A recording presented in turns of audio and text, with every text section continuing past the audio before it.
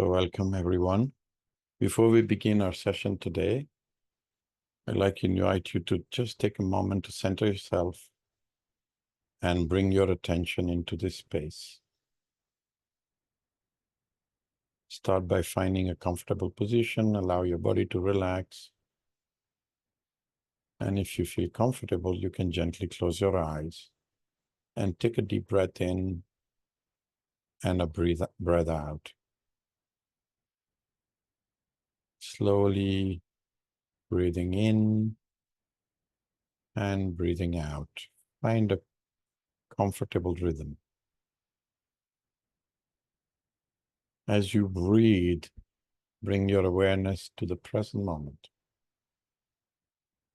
Notice the sensation you feel in your body, the rise and fall of your chest, and feeling of your feet grounded beneath you. I'd like you to gently shift your focus inwards.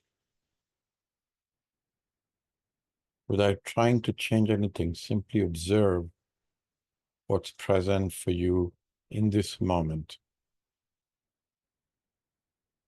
You might notice your thoughts, emotions, physical sensation arising. Whatever comes up, allow it to be there without judgment, just noticing it as it is.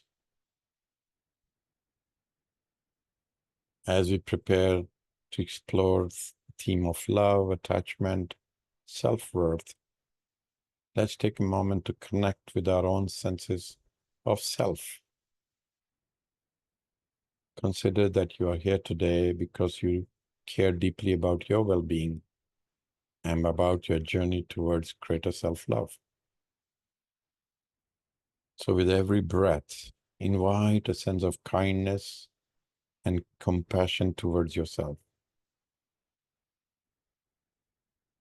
Imagine that every exhale brings in warmth and understanding.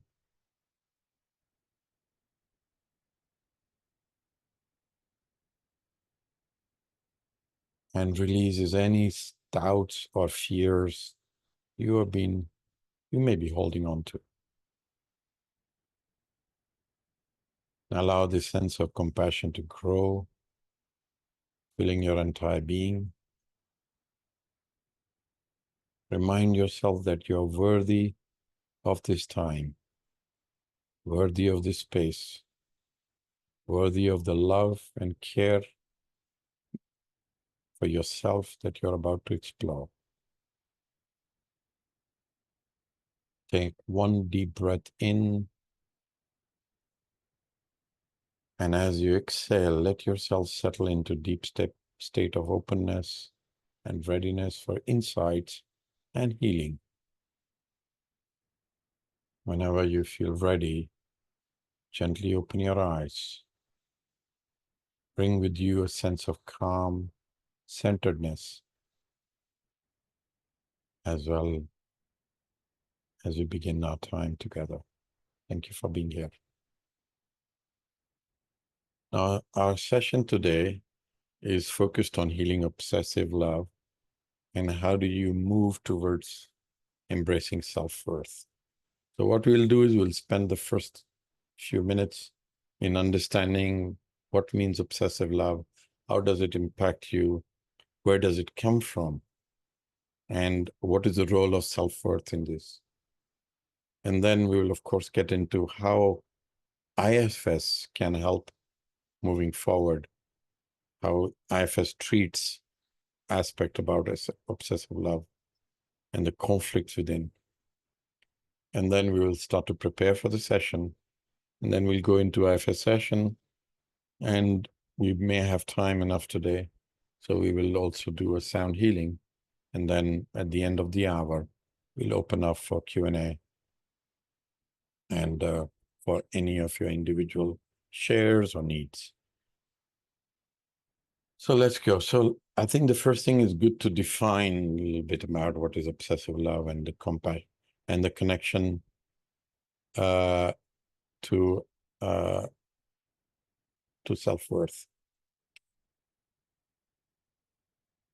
Okay, so obsessive love is an intense preoccupation with another person where your thoughts, emotions, and actions are consumed by the need to be close to someone. At its core, this type of love is often linked to fragile sense of self-worth. Now, the emotional impact is that the emotions usually run high, often fueled by anxiety and sense of insecurity. And the fear of losing the other person can dominate your thoughts. And that leads to some form of constant need of reassurance and the fear and then the reassurance. For example, you might find yourself constantly seeking approval, overanalyzing every word that is spoken by the other person or all their actions, and feeling anxious if they do not respond quickly or they do not respond as per your expectation. Now, this behavior often stems from a belief that you are not good enough on your own, that your worth is dependent on a validation of somebody else. And how does it affect your relationship? Now, obsessive love creates an imbalance in relationships where one person needs are prioritized over other person. And you may find yourself sacrificing your own needs, values, and boundaries to keep the relationship intact. Imagine being in a relationship where you're willing to do anything to avoid conflict, even if it means compromising your own happiness. Now, this dynamic often reinforces the belief that you're worthy is tied to somebody else's approval, making it difficult to assert your own needs and desires. Now, the obsessive love is often rooted in deep fears of abandonment and rejection, which are closely tied to issues of self-worth. Now, these fears may originate from past experiences, such as childhood neglect or previous relationships, where you feel unworthy or unloved. For instance, if you grew up in an environment where love was conditional, only given when you performed well or behaved in a certain way, you may internalize the belief that you must earn the love, leading to obsessive behaviors in relationship as you strive to prove your worth. Now, over time, obsessive love can erode your self-esteem and mental health. As you become more dependent on external validation, you may lose touch with your own self-worth and identity. Now, consider someone who has repeatedly compromised their value in relationships just to keep the peace or maintain affection. Over time, this can lead to feeling of emptiness, depression, as they might lose sight of their own worth and what they truly deserve. So obsessive love is deeply intertwined with issues of self-worth. When we rely on someone else to validate our worth, we can become entrapped in that cycle of anxiety, dependency, imbalance in relationships. So understanding this connection is actually first step towards healing, allowing us to reclaim your self-worth and then develop more healthier relationships. Now, the inner conflict. There are two conflicting parts, at least from what I've seen. So let me share with you, use this as a story of somebody that I worked many years ago. Let's name her Sarah. Okay. Now, she grew up in a household in sub-Saharan country where love and affection were conditional, only given when she excelled in school or behaved in a certain way that pleased the parents. Now, this environment left Sarah feeling that she had to earn love and connection, creating deep void within her. Now, as an adult, she went into relationships with an intense need to feel loved and connected. She often found herself clinging to her partners Some of them cheated on her. However, she was desperate to stay within the relationship to fill that emptiness she carried. Whenever she was without a relationship, she would go into panic attacks. And her need for connection was so strong that she would overlook every red flag and sacrifice her own need just to keep the relationship in, just to be in a relationship or keep the relationship intact. Now, the fear of abandonment and insecurity was highest. So, however, alongside deep need for connection, Sarah also carried a powerful fear of abandonment. As a child, any mistake or failure on her part led to emotional withdrawal from her parents. This taught her to associate love with fear, that if she wasn't perfect, she will lose a connection that she desperately needed. Her father was a narcissist, and he would do this to her a lot. And she was very drawn to her father. So in her relationships, this fear manifested as a constant anxiety. Whenever her partner would be late to respond to a message or would seem distant, her mind would race with thoughts of being abandoned. She would become so insecure, fearing that she wasn't enough for her partner and her partner was about to leave her. And the resulting inner conflict was that her deep need for connection and her fear of abandonment were constantly at odds. On one hand, she wanted to be close to her partner, to feel loved and secure. On another hand, she was terrified that any sign of distance or disinterest meant that the relationship was about to end, and then she will go into panic. And this internal conflict led to behavior that pushed her partner away sometimes, or sometimes she would abandon, she would actually close a relationship because she was afraid that the person would do it. And to her own, disfavor. She would often bombard her partner with text-seeking reassurance, but as soon as she received it, she would then withdraw, fearing now she has done too much, or is he going to abandon her? And often she walked out of relationship in this way. Now, her internal struggle fueled her obsessive behaviors. Okay? She often hyper-focused on her relationships, believing that if she could just keep her partner happy, she would finally feel secure. However, this only intensified her anxiety, as no amount of reassurance would fully satisfy her deep-seated fears. And she would spend hours analyzing her partner's every word, action, trying to decipher if he was losing interest. And that obsession would toll on her mental health and our relationship and so one day, and this is just an example, one day her partner didn't respond to a text for several hours. In that time, her mind spiraled and she imagined all the worst case scenarios, convinced herself that he was about to leave her, and even considered breaking up with him to avoid the pain of being abandoned. And this push-pull dynamic is a clear example of how inner conflict between need for connection and fear of abandon can manifest in obsessive love.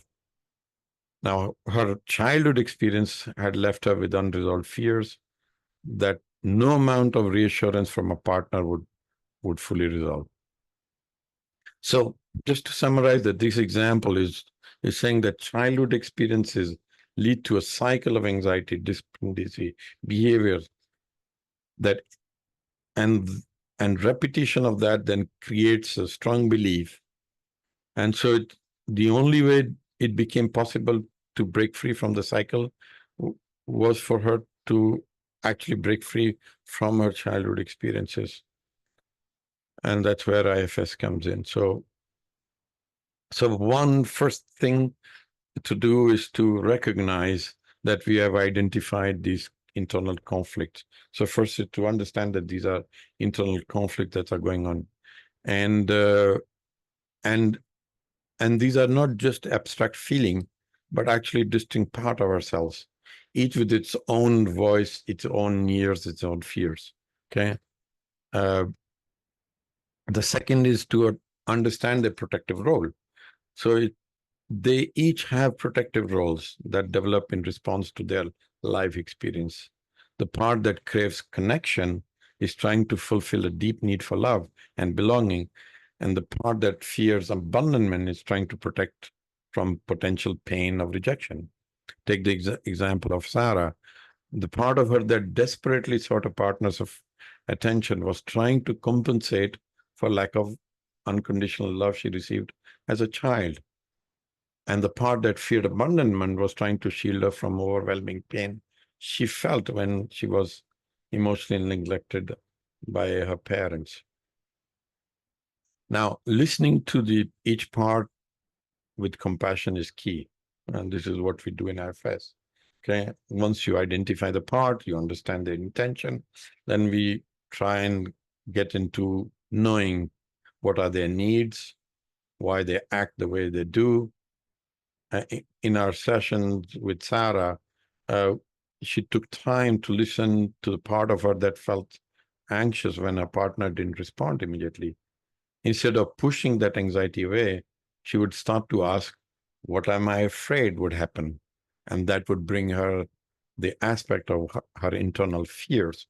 So the simple act of listening was how it started to reveal the deep-seated fears that was driving her behavior. And then once you begin to listen to these parts, the next step is to facilitate a dialogue between them. And this means allowing each part to express its fears and desire and helping them to understand each other's perspective. In Sarah's case, the acknowledgement that the part that wanted connection and the part that had fear of abandonment, and helping them to see each other working towards the same goal, which is her well-being. And this allowed her to move forward rather than having them compete with each other. And finally, this is when we do, which is called integration. Integration is helping these parts to find a balance within you.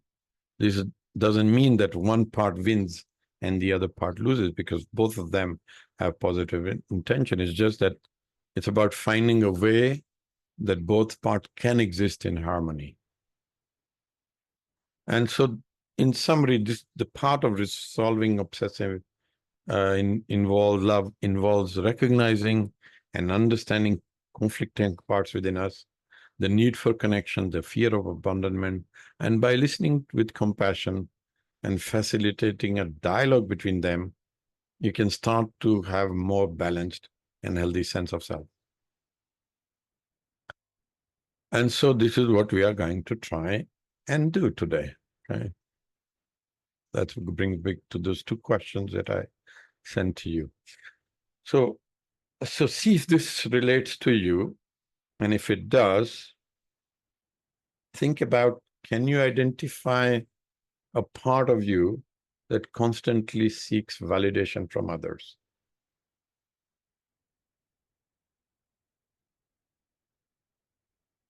And also, can you check the part of you that fears rejection or loss?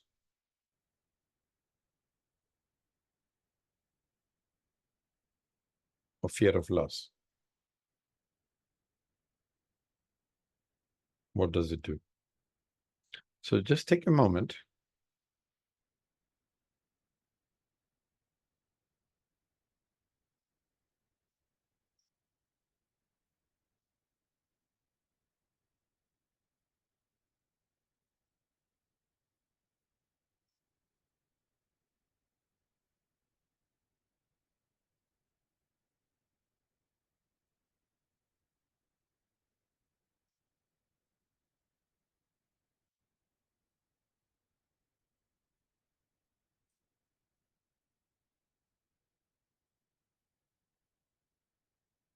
And while you're trying to find those two parts, see if you can also find two objects. Any object, pen, any two objects. One on your left side, one on your right side. 2 stones, anything, 2 pens.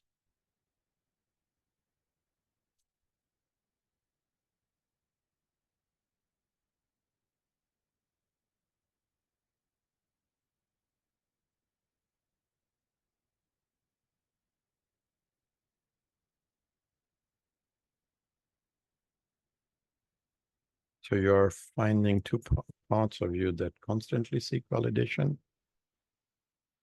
and the part of you that fears rejection.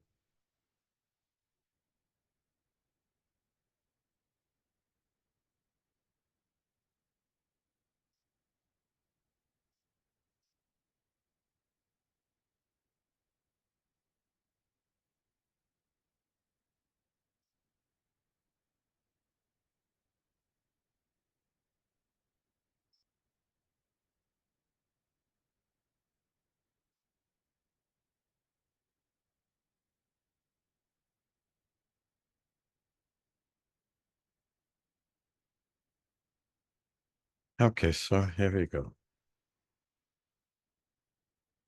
Just place those 2 objects ready next to your, one on next to your left hand, another one next to your right hand. And see if you can find a comfortable spot where you can be in a place of relaxation.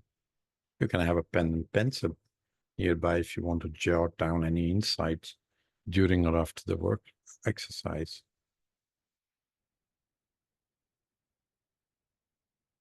And keep those 2 objects to represent different parts of yourself. Now begin by centering your breath. Inhale slowly, deeply through your nose, filling your lungs completely. And then exhale through your mouth, releasing any stress or tension. Breathe in again. And breathe out.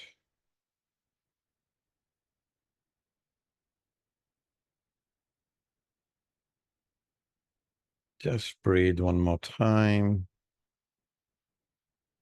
as this allows you to ground yourself in the present moment. Now let's establish your safe place. Visualize, so think about a place, person, a memory that brings you sense of serenity, protection, and wellness. Can be a person, can be a place, can be a memory that brings you that sense of serenity, protection, wellness. Just bring it in and see yourself there.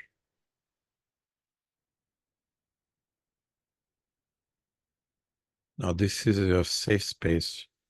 This is your sanctuary, providing you comfort, stability throughout the session, and encouraging feeling of security and connection.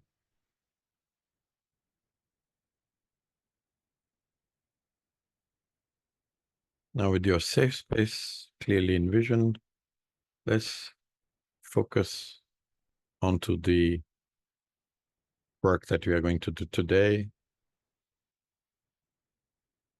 which is working on being obsessive about love. So picture yourself in that situation.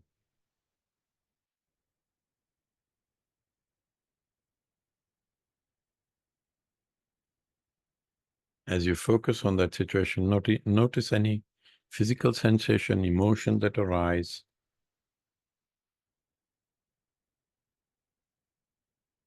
Observe any discomfort, tightness, or bodily response. Just breathe into those areas.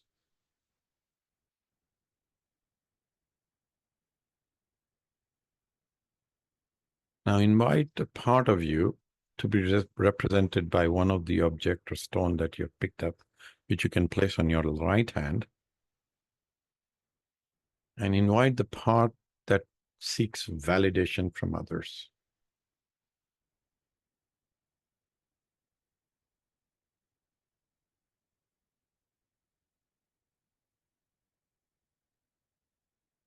And notice any sensation you feel in your body, or if you see an image. Now, this object that you put in your right hand represent that part of you that seeks validation from others.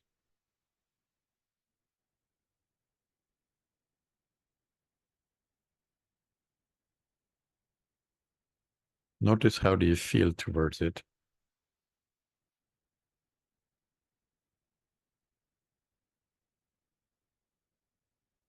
And see if you can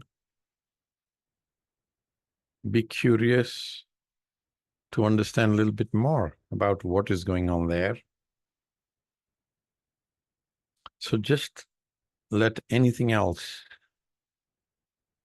that may come up, voices, judgment, ask them to all go into waiting room and stay with this part of you that seeks validation from others that you hold in your right hand.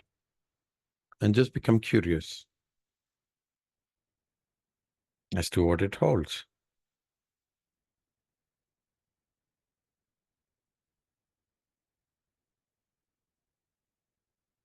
And with being curious towards this part of you that you have in your right hand, ask it saying, what is your intention for me? And notice what you hear.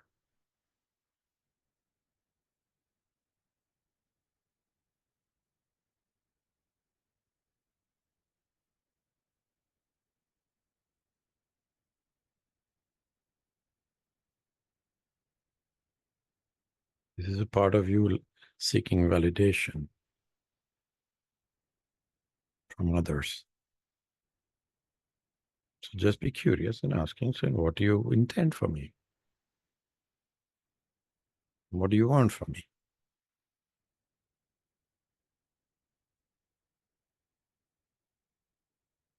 Stay curious and ask, saying, how do you impact my life or my relationships?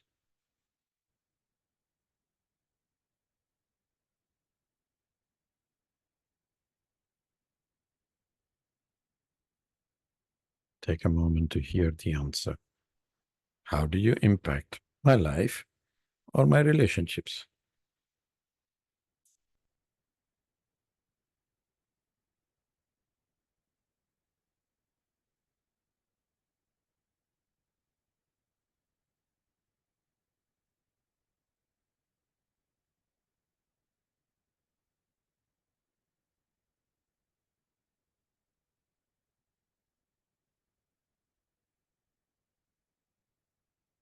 Now ask it and stay curious, asking, what are you afraid will happen if I don't seek validation?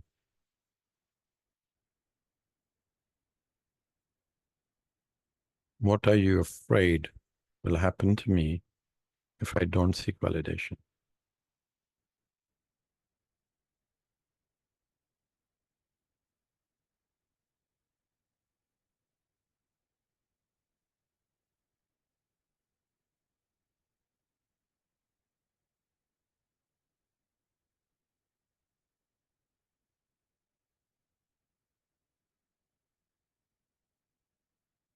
And ask it, what is your biggest fear for me?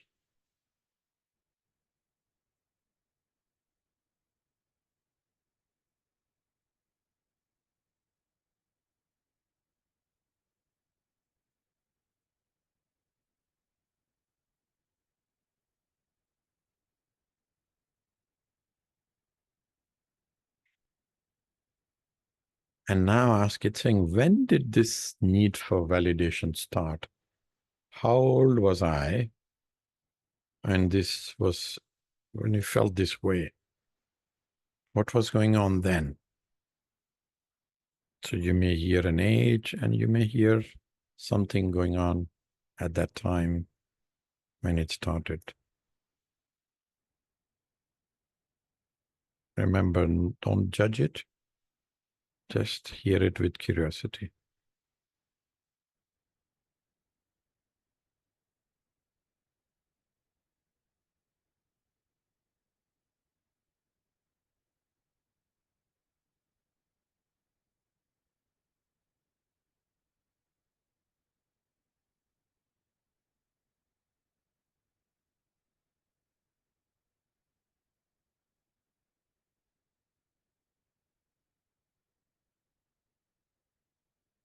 See if you can become a little bit compassionate now towards this part, because you know when it started what was going on there. And from a place of being compassionate,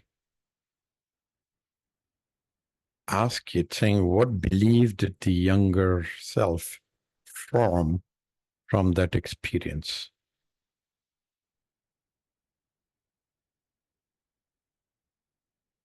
What belief is a little you from at that age, from that experience?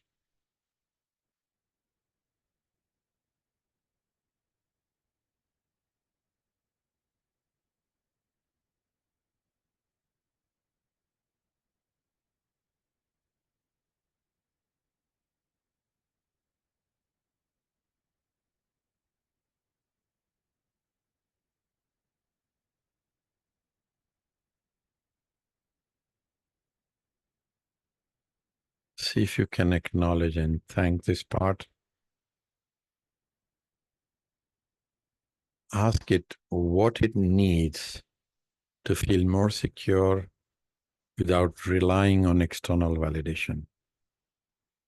What needs to happen for it to feel more secure and not rely on external validation?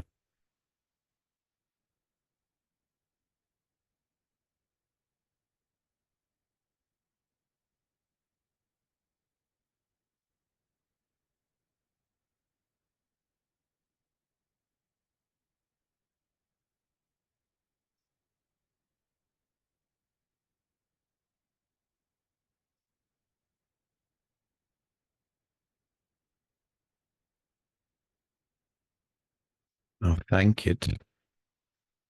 Thank it for what it brought to your awareness, and ask it if it would like to name itself. Any name. Don't judge the name that comes up. Take note of the name and thank it again. And ask it if it can just step back so you can speak to the other part. And thank it again.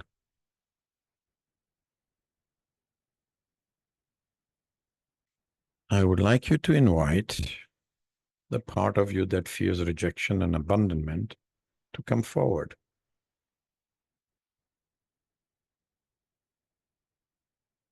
Take a moment.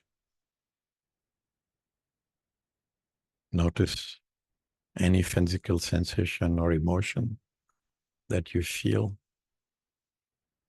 any tightness in or around your body, or you may see an image.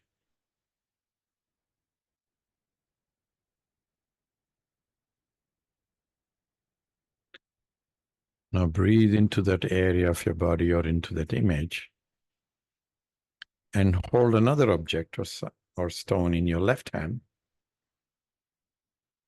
and invite this part to represent itself through this object. Now you hold in your left hand.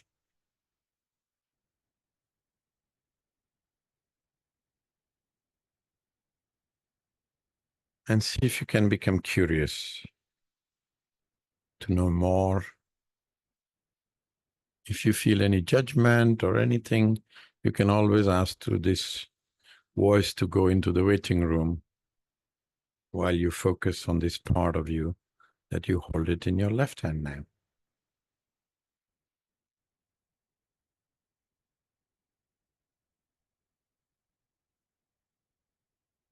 Become curious so that you can understand better. And now dialogue with this part in your left hand, the object, and ask a question saying, what is your intention for me? And notice what you hear.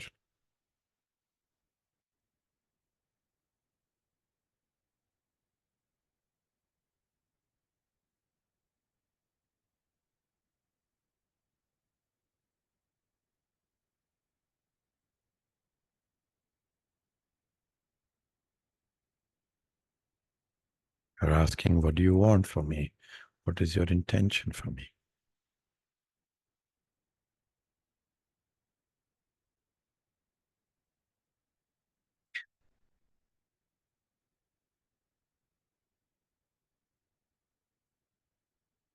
Now explore its fear. So just be curious and say, ask question. What is it afraid would happen to you if you were rejected?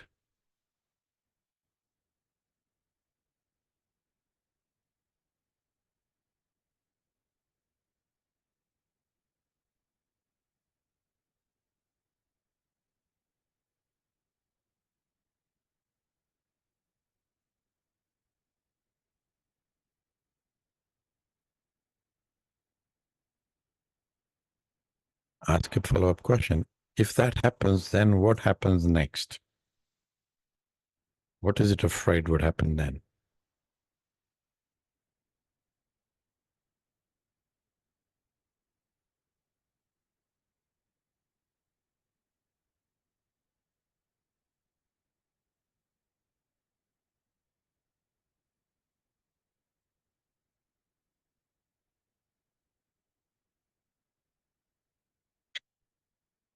Ask it, what is its biggest fear for you?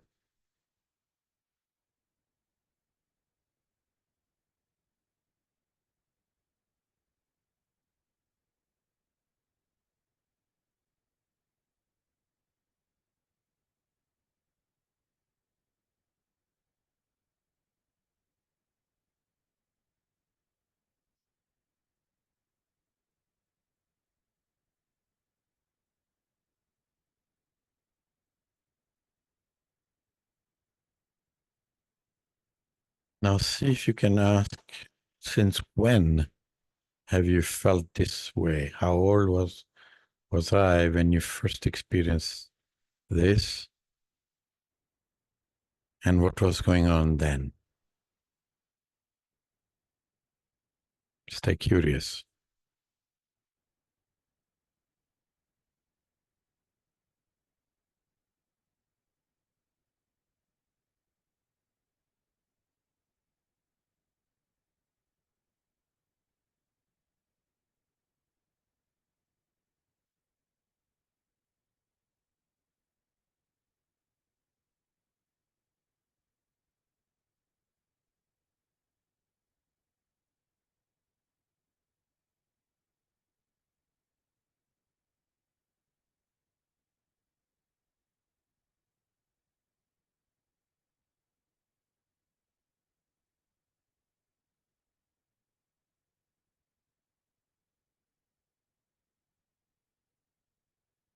If you can feel compassion for it, and from a place of compassion, ask it, what belief did that younger you create from that experience? What belief, maybe more than one belief, did the younger you create from that experience?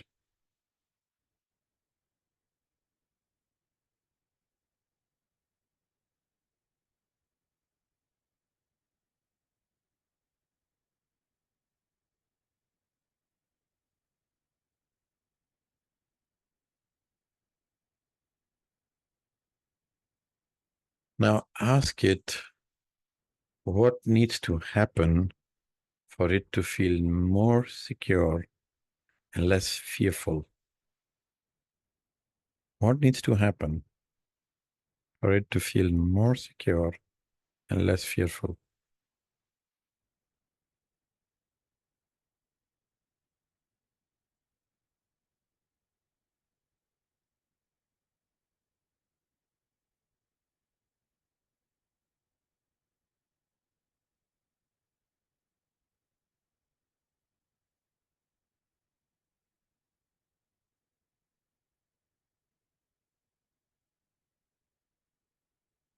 Thank it and see if it can ask it to name itself so that you can go back and talk to it following.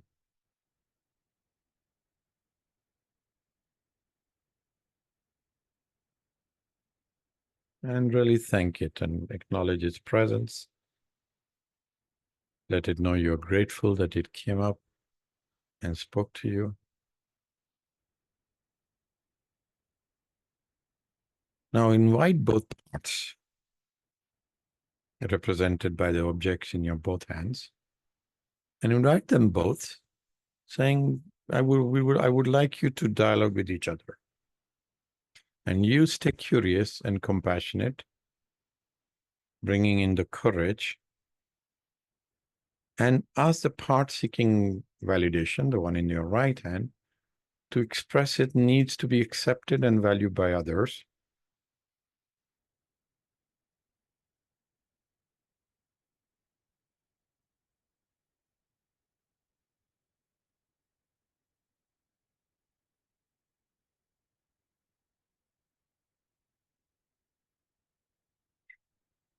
And ask the one in your left hand to share its role in protecting you from pain or being rejected.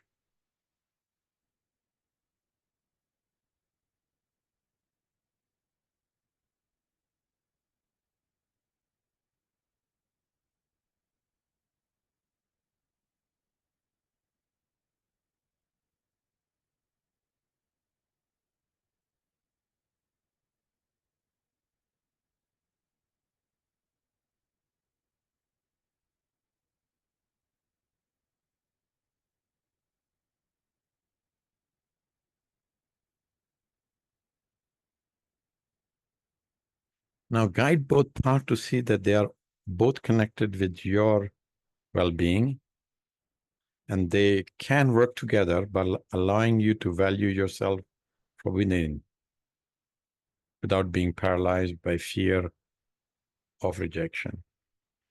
Just give them, to each of them, something that will have them working with each other and with you, and advise from a place of compassion.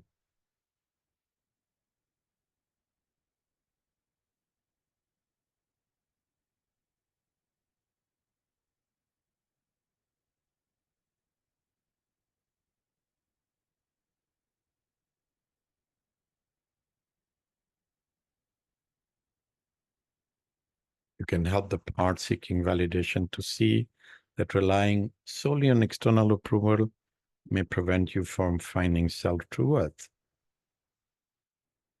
And help the part fearing rejection understand that allowing some vulnerability is part of forming genuine connections. But give your wisdom to both of them.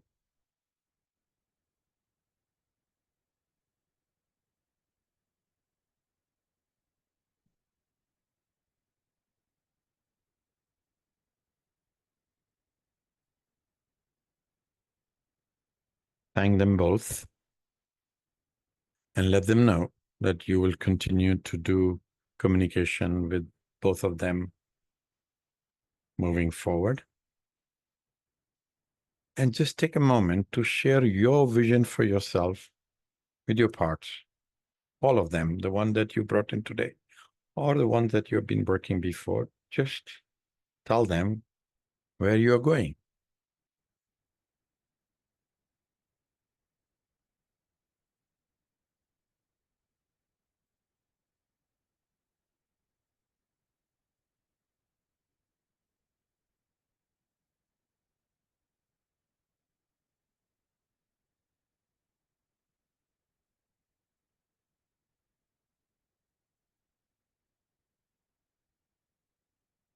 Thank them both and thank them all. And take a moment to start to come back as we will transition into the sound healing.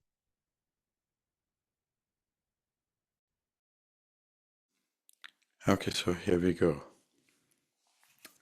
Sound healing we do, so the way, if you're new today, so just to give an idea, the way it works is that we use tuning forks as a way to find our biofield and tap into it. So the way we do it, we start by opening the two channels above the head and below the feet We start actually with the below the feet and then above the head.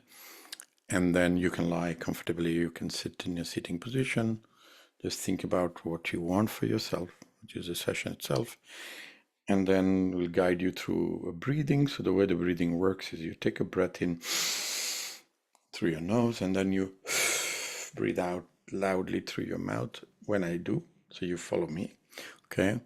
And then we start by opening the channel first, and then we run a pendulum through the different chakras.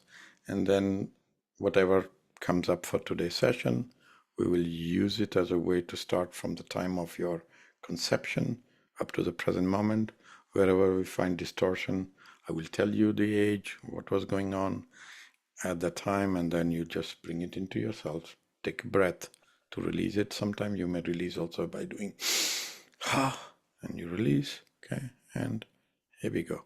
Okay, so you will now hear me only and the tuning fork, and there we go.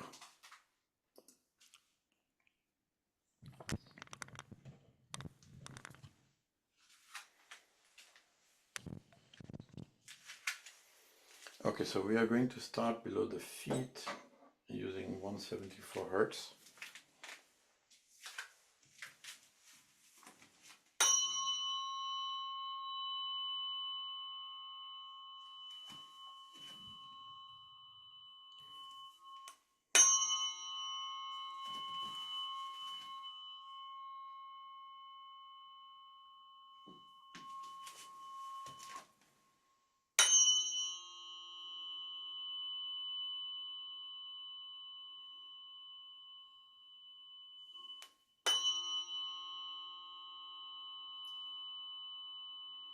So I'm below your feet, opening the channel to the top of the head.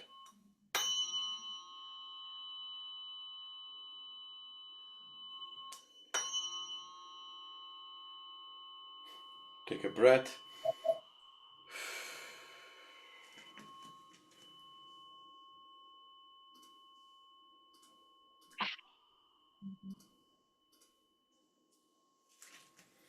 I'm going to the top of the head now.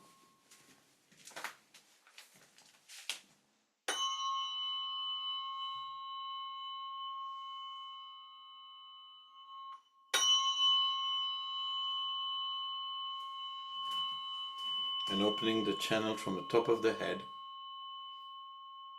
down into the feet.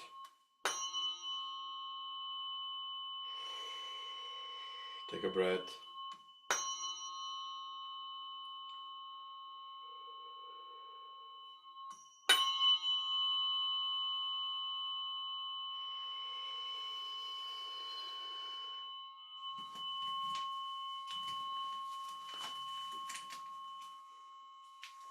Okay, so what we're going to do is to run a pendulum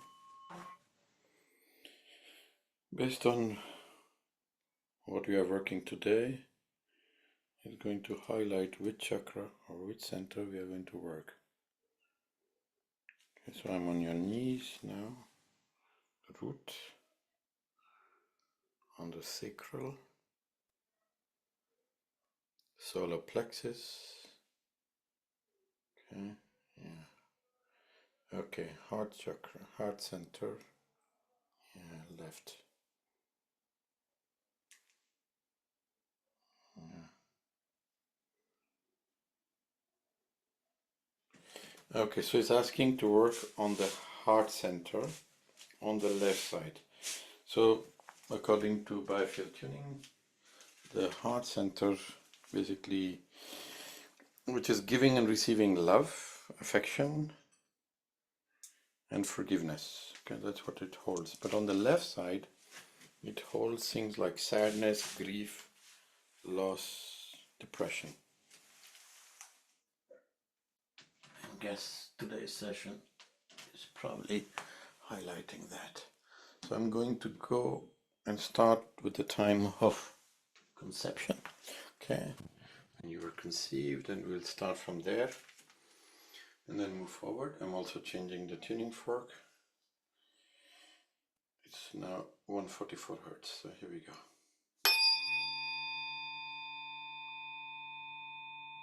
So this is the time of conception.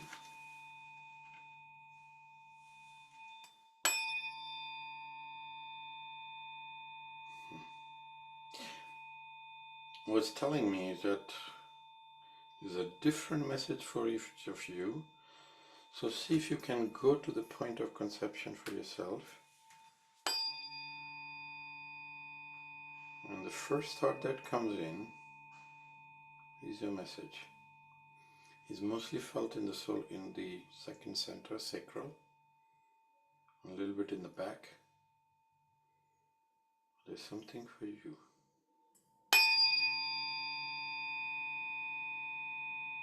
And once you receive the message, acknowledge, take a deep breath.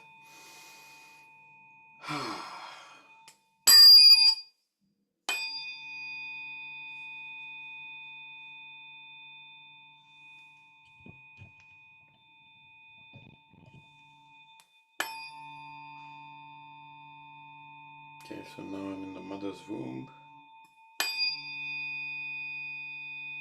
Something like 4.5 months into this. Yeah, a lot of sense of fear, anxiety, a lot of sense of fear, anxiety. And the sense of not being supported. So it may be felt by the mother that you have been carrying. Yeah, fear, anxiety, but it's going into the back, so it doesn't feel supported. Take a breath, release.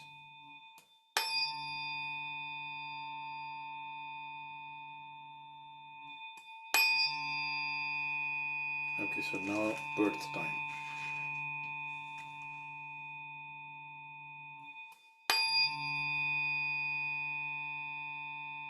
Just asking to send love to the little world. So see the little baby there, coming into the world. And from wherever you are now, just send love to the little one.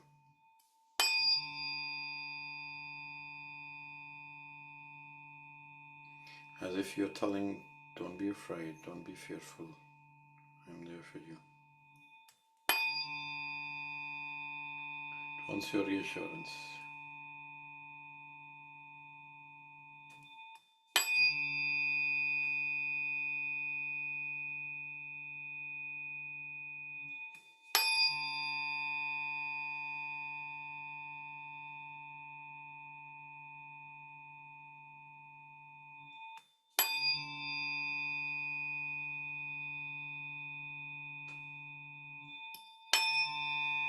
Okay, now better. Take a breath. We are moving the age. Oh, it's something like before 5, so it's between 4 and 5.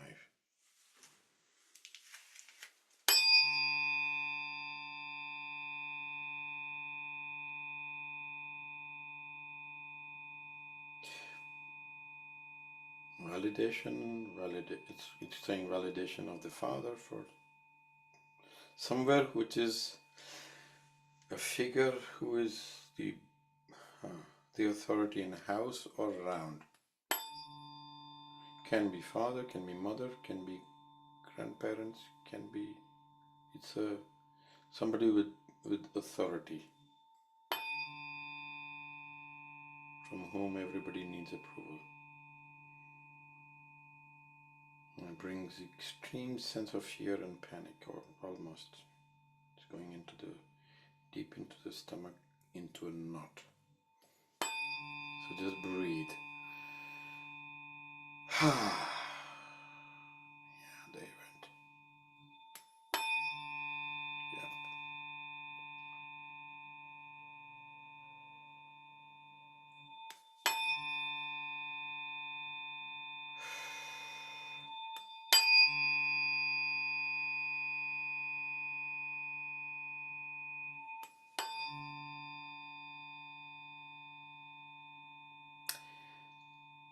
$14 old, or yeah, 14, 15, something in that range.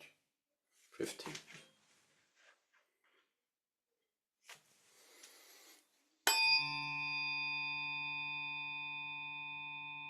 Yep, same validation can be from somebody else, but it's staying looking for validation from someone with authority. Again, authority, but could be different from the little one. Huh?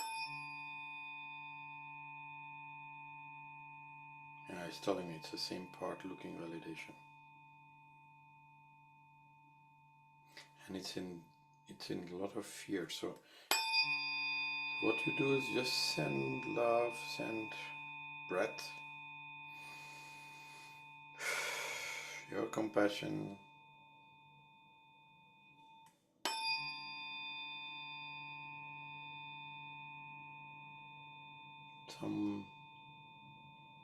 something which assures.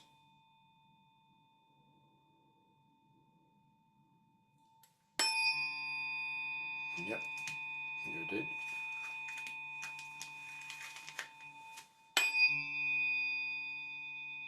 Yeah, 18-year-old again.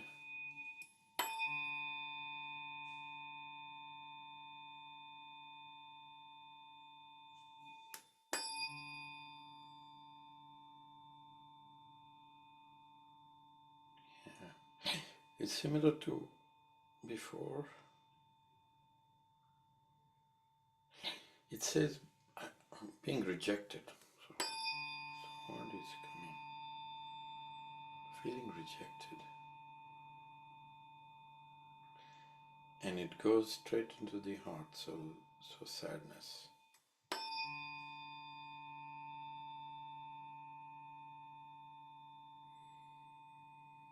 Take a breath.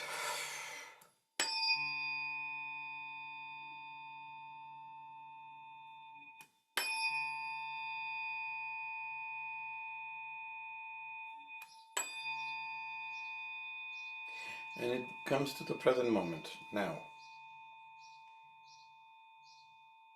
And is asking to see whatever fear is coming up to you now. You can just connect with that, acknowledge and use the tuning fork to free it up.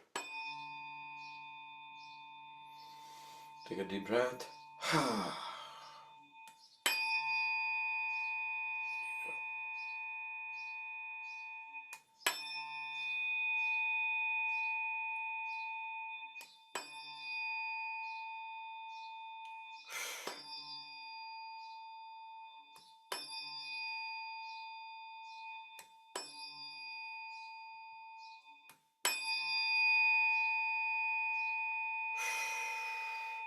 Okay, we're going to release it all.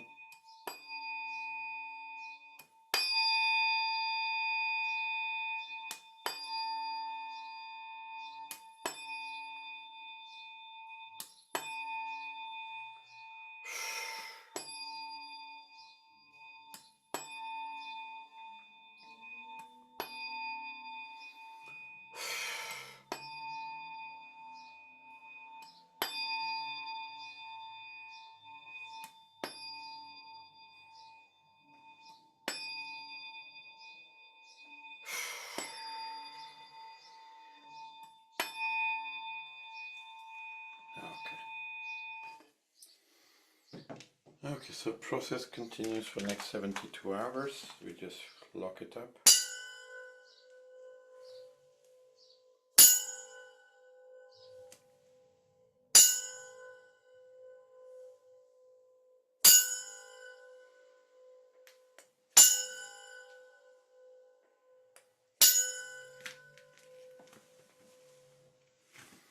And surround you with a cocoon of 528 hertz.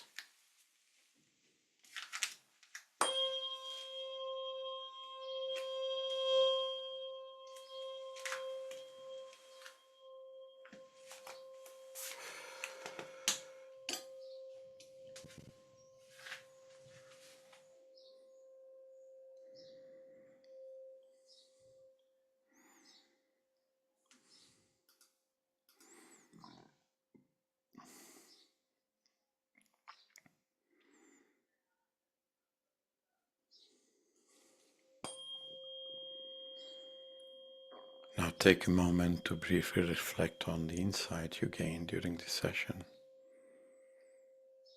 Acknowledge parts of you that came forward today, the part that seeks validation and the part that fears rejection. Recognize the courage it took to explore these aspects of yourself. And now take a moment to express gratitude to those parts of yourself. Silently thank the parts that came in.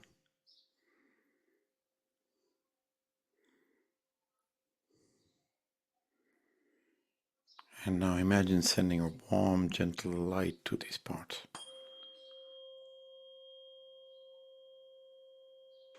filling them with understanding and compassion they need.